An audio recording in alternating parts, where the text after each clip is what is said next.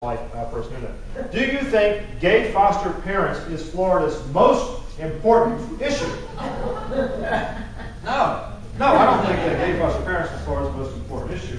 I think that the environmental protection, I think the fact that we are now in danger, didn't even mention this, of repealing and reversing that 1985 Growth Management Act, because we got itchy last year. We said, oh my gosh, there's a recession, nobody can build anything, we've been building stuff for 80 years. What do we do? What's caused this recession? I know, it was the Growth Management Act of 1985. It wasn't Wall Street, you know, and convincing millions of people to get in over their head and then selling it as fake securities, which then all defaulted. That was not it. It was the Growth Management Act of 1985, which must be repealed. So we've already started. The legislature last year repealed the, this is wonky stuff here, the transportation concurrency requirement. Meaning that if you're a developer locally, you don't have to pay anymore for the impact that your development causes on roads, on traffic, because that would be liberal.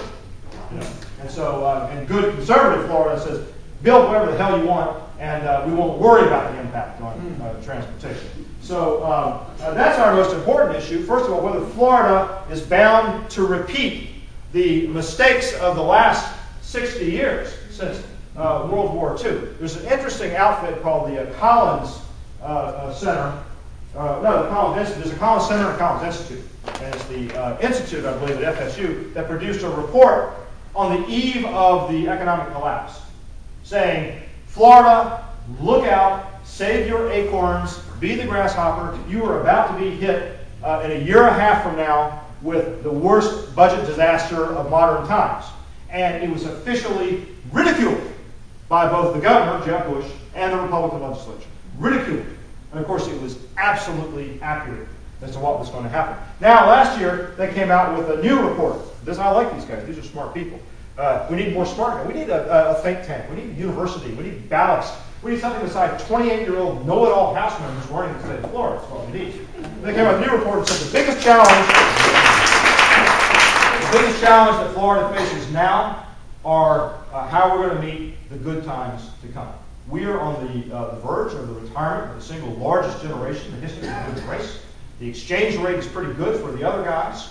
There's going to be an enormous, when it returns, there's going to be an enormous pressure on Florida. And Florida, if it is run by 28-year-old little guys who want to make money, will not resist. Florida will say, let's go back to the way it was. Here's a shovel. Here's a wetland.